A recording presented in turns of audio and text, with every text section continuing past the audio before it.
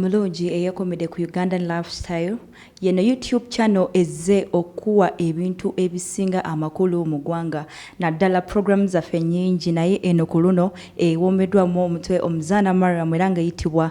Kalondoozi Reloaded. Tuzze okuwa ebintu bingi naddala. Banage ffe tulondola abaagalwa bammwe olina mukyala wo tomwekakasa munange oli eyo ogamba naye omukyala ono embeera ze oli zali bweziti era ziri bweziti kiki ekigenda mu maaso njagala mumanye tofaayo ffe tuzze okola ki okuwa ekyo kyoyagala okola ki okumanya mpozi nammwe oli abantu abagende yebweru ng'oyagala okumanya mpereza sister wange ssenga wange jjajja wange ssente ankoleremu ebyamakulu of course ffenna tugende yebweru nga tulina ebiruubirirwa oyagala okumanya ssenga ennyumba we namugamba ogizimba wagizimbye oba akola bibye byonna ojja kunoonya Ugandan Lifestyle YouTube channel omuzaana Mariam ajja kubaawo wano ne bannange benkola nabo okola ki okuwa ki ekyo kyennyini kyokola ki kyowetaaga saagala weerabire eno program egenda kubeerayo every Saturday saawa 2 era nga tujja kuba tugiyita Kalondoozi Reloaded Part A mpozi ne buli lwakusatu era saawa 2 tukuwo gye byaggwera era nga yo egenda kubeera ki Part B yaffe. By the way namwe abali eyo ng'owulira oyagala okola internship ng'okola naffe aba Ugandan Lifestyle YouTube channel oba oli eyo oyagala training oyagala okuyiga bino ebya media bintu bingi nnyo gwe munange omukisa gwakujjidde dda ogenda kuba 0701966852 era ojja kuba oyogera nti ene namba nagirabye mu program bweti ne bweti yemmwe aba Ugandan Lifestyle please njagala kino na kino tujja kuba tukola ki tubikubuulira. Kati nno gwe munange eyakomedde ku Ugandan Lifestyle YouTube channel oyinza okwebuuza ku luno baleese ki leero balondodde ani secret eyo tulina gwe twakulondedde cause omwami yazawa n'ensonga ze by the way nga sinnaba kubuulira ani gwe twalondodde oba ani complainant waffe njagala okwebaza abo bonna nga gwe obeeraawo ng'oweesunga banange Ugandan Lifestyle erese eki jjukira tubakuba mu bintu bingi mbaagala nnyo ba viewers baffe ba subscribers baffe muli baakabi nnyo nnyini ddala okay secret eyo ku mulundi guno no munange ebintu si byangu omwami yazze wano ng'alina ensonga ze yeebuuza banange mukyala wange kiki duli yareactinganga bw'ati ku luno akola bw'ati imagine nkola safari simuwabudde actually nange kyo nkimanyi nina engeri gye neebuzaabuzamu naye omukyala tareactinze nga bwe mbadde nsuubira era ensonga ze azirambika bw'ati. Nzize ku Uganda Lifestyle okumanya mukyala wange biki byakolebwaka mukyala wange nakigudde biki byakolebwaka kubanga nzize nfuna okubuusabuusa ewange nenekengera mukyala wange naye njagala omukyala ono Mariam ebintu byonna byenayagala anzuulire ku mukyala wange oba yabizudde era byenjagala okumanya nsobola okuddamu okwekenneenya ddala mukyala wange nkakasize ddala oba ddala bituufu bye nalowooza ku mutima gwange eri mukyala wange nakigudde. Amannya nze Sande era kyonna kye nnaaba nzigyeyo kye okukkiriziganya nakyo era kyenja okukkiriza. Mumwewuliddeko abyogedde byonna abimazeeyo yeebuuza kiki ndi mukozi wa safaari omukazi wange musuubira okureactinga bw'ati naye simuwabudde naye omukazi ne bwenkomawo alaganyaniriza nze mulimu ebintu olumu ebinneewuunyisa kati oba oyagala akole ki mukama wange anyway katugende mu mulimu gwaffe kozi omwami yagamba sirina walala wonna wengenda kulaga kufuna mazima mukyala wange wabula natuukirira ffe omuzaana Mariam ne Ugandan Lifestyle YouTube channel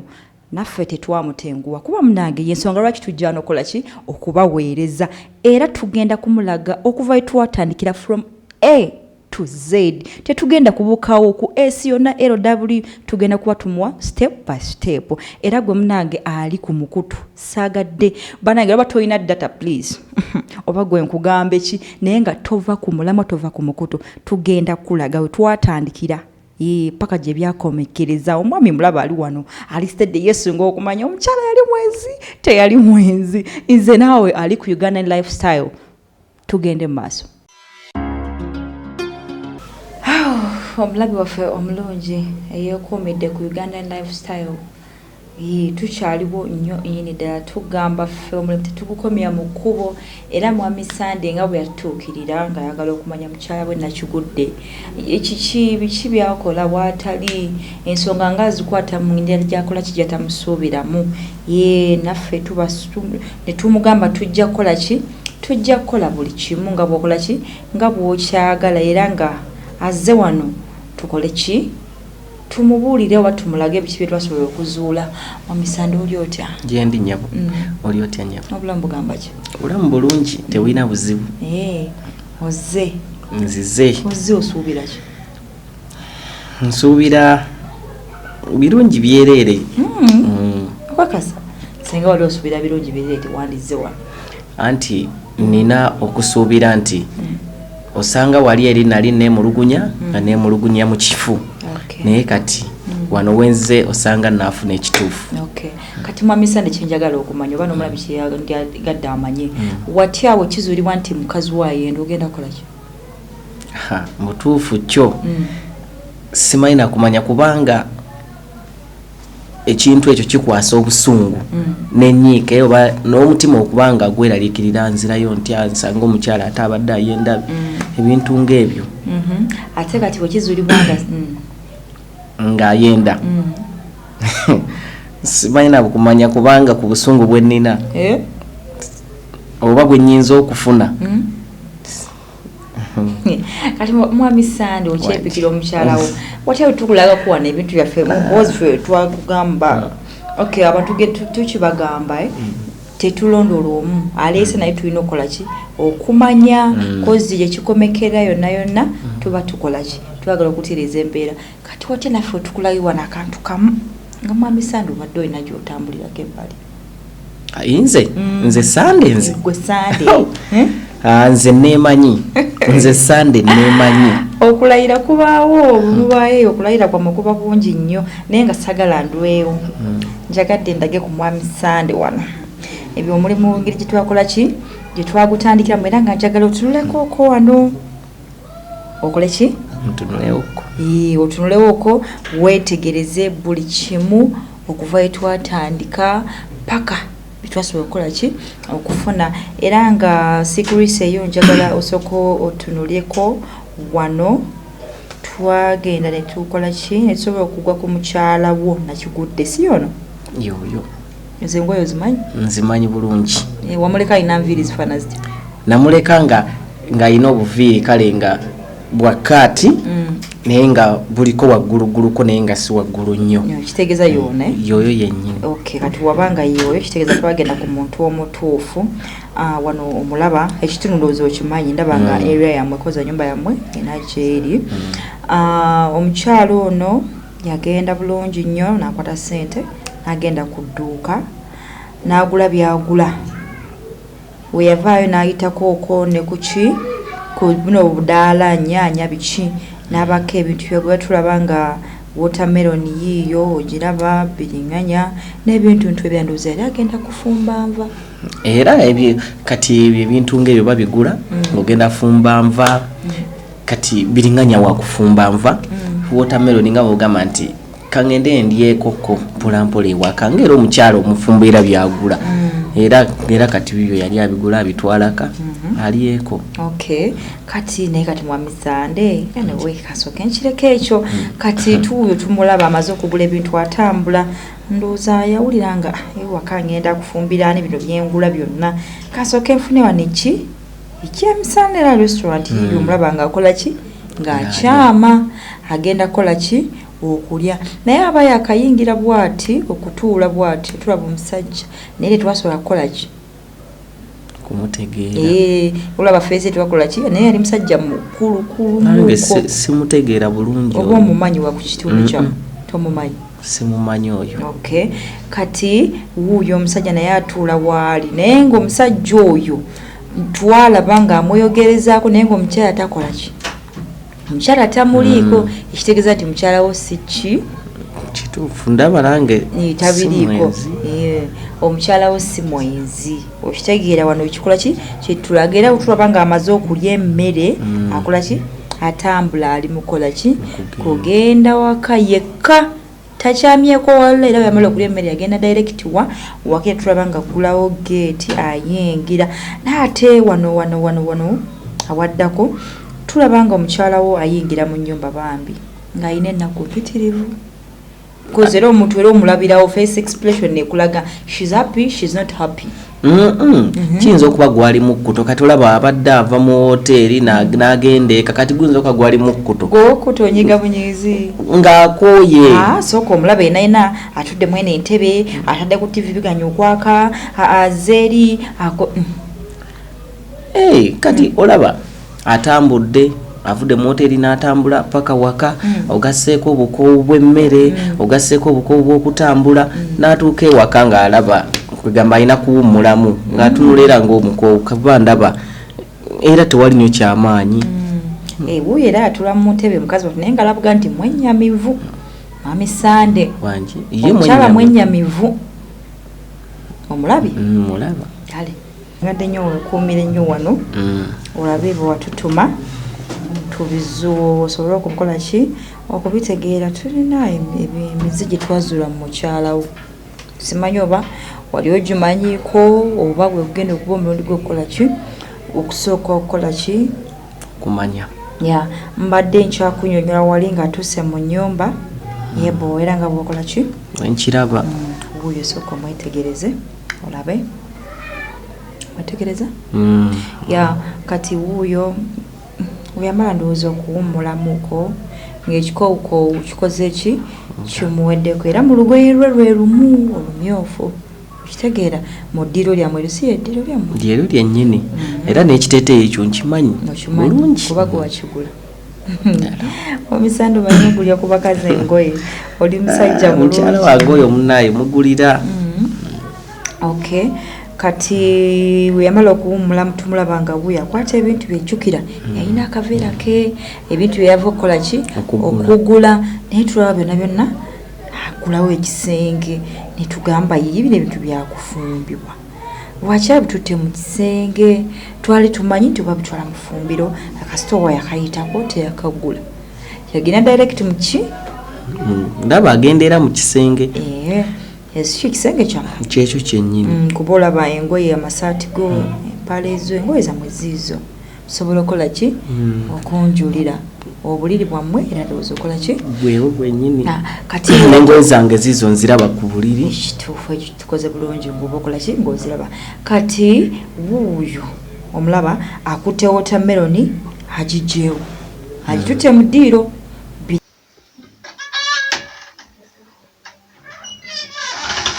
biringanya ze esatu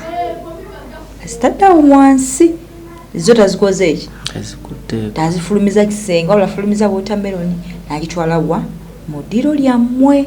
okitegeera kati netwebuuza kiki netulindira tulabe ekikola ki ekiddako nti wange oba engeri gyali ne stress akumisi nga takufuna abyerabidde oba ki netugumiikiriza tuli ku mulimu gwo kati munnange tugenda okulaba nga biringanye zibadde 3 awo tuteke 2 era zizunga bokola ki kyo kituufu naye kyeneebuuza kati zibadde 3 ndaba akutteko atwalako 2 kati ate n'emu asigala nayo yaki wetegereze ogenda kulaba lwaki akoze eki lwaki agisigaza zize 2 azikoze eki azitotteyo era mu dakiika mbale tumulaba wuuyo akoze eki actually namu butikitiki akomyewo mu kisenge mu lugoye lwe olumyufu akuttemu gyaleseewo ate agigeraageranya andowooza muli yeebuuza ebibuuzo byesitasobola kukola kibagamba kuba nange saali mu bwongo bwe bibuuzo ki byeyakola ki byeyali yeebuuza kati tugenda okulaba ate naye agikoze eki akitutte mu ddiiro tugamba byetubali tulowooza bifu dakiika emu wuuyo akoze eki ate akomyewo n'endala ndowooza ageraageranya sayizi oba yali agenda kubiwaata naye ng'ayagala awa atuule mu kisenge atayagala kumusumbuwa ze naawe kyekiri wano kyetukola ki kyetugezaako okulaba kati wuuyo akomyewo biringanya agitadde awo tumulaba ajjamu engoye abali ku mukutu mulatsonyiwa mulimu eyo mutajja kulaba nenga wano mwami Sande akola ki abirabako tetumanyi esimu yojo kutenani mwana mutono ani ukitegeera ebyenaku zino bikola ki mutegane kati ye mwami Sande bino yakola ki alina okubiraba wano era tulikola ki tuli kubimulaga uya akola ki ajjamu engoye ze ekite yakitadde wali alinnyo obuliri omulaba ebiringanya ajirina ate kati biringanya aba akola ki ne biringanya mu buliri kakano ngena kitegeera yensonga lwaki okola ki oli wano ogenda kumanya biringanya ekola ki mu buliri wa Sande ndabo bedi ogiraba kyendi mukwewe obuliri bwange kati ate butuufu nze bintabudde totabulwa mutwe wendi totabulwa mutwe kakati wuuyo tumulaba agolola amagulu twabeera ne tulinda tugamba embi waliwo omusajja ajja walinda gwe yeetegekera biki uwa twagenda okulaba ng'alinga ngaali mu mbeera z'omukwano alinga ng'alina omuntu era nga bwokola ki kasooka ebikugira okola ki obyetegereze bulungi nnyo saagala ogambe nti mpayiriza mukyalawo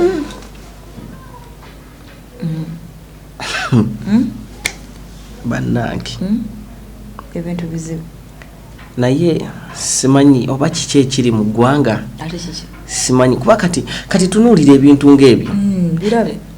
omukyalo owange adda atya ku kintu ng'ekyo natandika okukola ekintu ekyo nakati mwami Sande kasooka engire wano golowooza lwaki omukyalo oyo akola atuuka kweyembeera golowooza emirimu gyo nga gwe omusajja ogituukiriza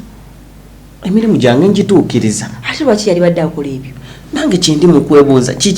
lwaki akola ekyo nange nkibuuza kubanga buli kimu nkimuwa obuyambi mbumuwa buli kyeyeetaaga era buli kyasaba nkimuwa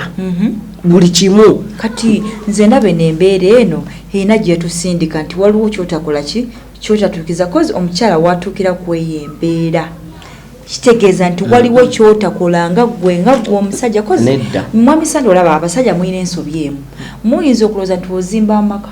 nompe enkota y'ettooke wali mu kasonda amanda weegali everything nolowooza nti buli kimu kiwedde kumbe nga ne gye wanzijja my dear bibaayo wabawo ekituleeta ewammwe kati nze mu kulaba okwange ndabanga kyeki naye kankubulire kino ekintu oyo omukyala oba bonna bwenzi ebyo byonna byonna okyali ku ebyo nze njagala kulaba musajja ki gwabeera naye omusajja bw'oyo tomulabye biringanya yes ye musajja katonda wange kati ogenda kikolera ki mukyala wange bulijjo ayenda ku biringanya kati sooka olindeko obadde oyagala yenda musajja munno kyandikusanyusizza mwami Sande esizikola wano lindako teweewujja mu butuufu nfunye n'akabugumu okuŋŋamba nti nno mukyala wange nti naleeta amawulire nga mukyala wange musuubiriza obwenzi kati essaawa zino okutunulako okulaba nti ebintu bye mwafuna nti mukyala wange ayenda ku biringanya angattika ne biringanya nze mbadde ndaba ate ekyo kyatulistiko kozi ndowooza mukyala we yeekuuma tayagala kuleetera biki bulwadde kwekuuma ki okwo kwekuuma omukazi yeekuuma ogezezaako n'okulaba ng'omusajja akola kiwuuno kambikuddizeyo obirabe omusajja wuuno nga mweyogerezako mu restaurant naye omukazi akulaze nga ki atamuliiko wuuyo toliiwo naye yeekuuma wuuyo mulabe kirabika yali asiba na kiwaani ate kiwaani ki gambi mukazi twamwetoolwa ne tumugoberera buli kimu kati okuddira biringanya lwaki teyalinda nze ate kulinda weebuzaabuza aninda enkomewo nyini twakulaba nakugambye nti sides zombi tuzikolako nze mwandaba nga nkola ki kati omuwabudde weebuzaabuza wotuuka n'okola otya nga tomuliiwo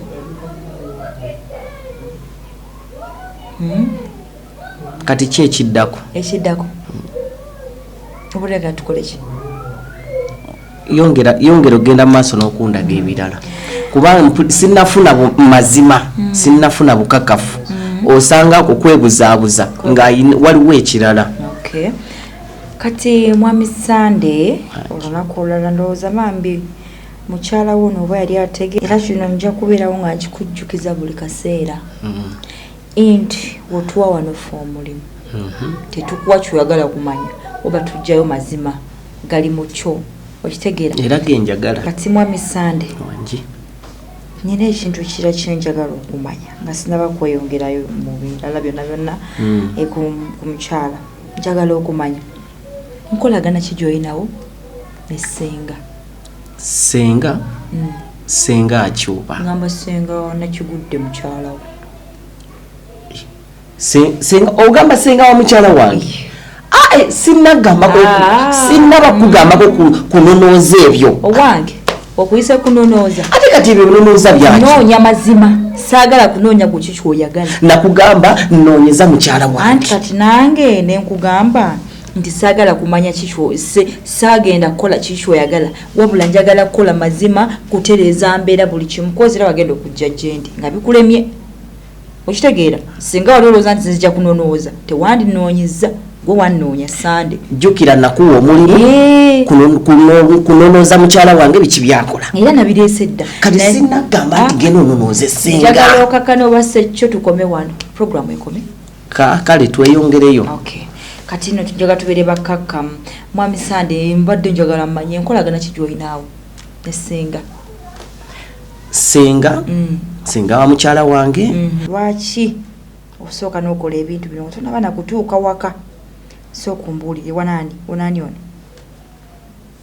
oyo nze ate oyo omukyala oyo senga wa mukyala wange mwali ludda waawo twali mu restaurant nga mukola ki nga tugenze kulya kyamisana yelindako ebyo ebintu sinnagambako nti noonya ebintu ze totonga na mugundi yange sooka ogireke ngwangamba kunoonya mpozi ani mukyala wange kati raba bintu byewagenza okunoonya wali oyagala nzire ku mukyala wo mutaganjule mwetuluule nga gwe olina ssenga wo omutwala mu restaurant omugulya mmere nga ne mukyala wo tomutwalayo nga ne bwokomawo osookera wa ssenga wo tunuulira kino mazima Sande obanga ddala oli musajja muganda oli wa ggwanga ki nze ndi musajja muganda ddala ddala okay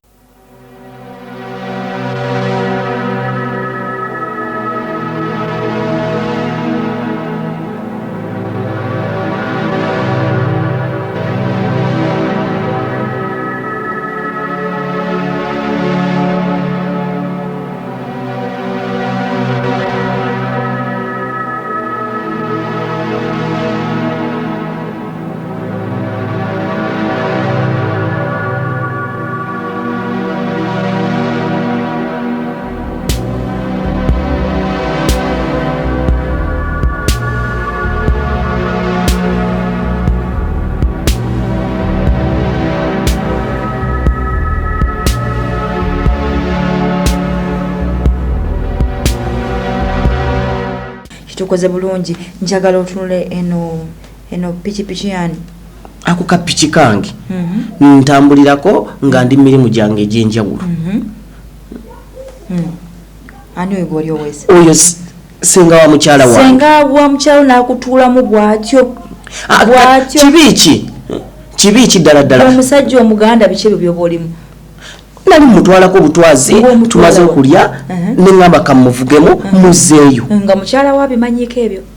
mukyala wange ye tabimanyi ekitegeeza ki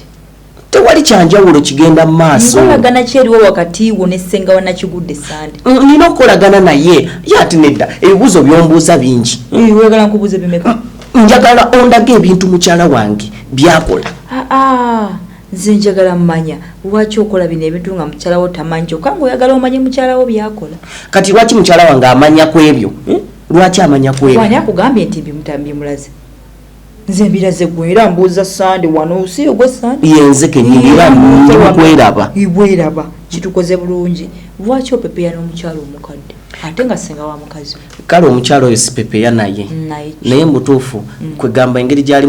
musenga wa mukyala wange ngula ku buntu ne mutwalira omutwalira nga omutwalira mu restaurant nga tutulabe ng'ogenze wakaawe obimutwalira out Sande olibamu engeri siriimu ngeri yonna mukyala wange ayeka yalimu engeri kale katugende n'ekyo bannange kati mwena muri eyo mugamba banange omukazi kya bayisa judgments muziyisiza. I know because I know Ugandans banange we like judging, but that is okay, that's life. We ulamwe tukola ki but tutambulira munaye nga munange gwali ya judging naye waliwo munange wanaganya okukkiriza wadde tumbulaze buli kimu nga bwe kyatambula wakanyiza. Kale kwegamba faaga dugamba nti anamwe munabika bye mukola temubye kakasa. My dear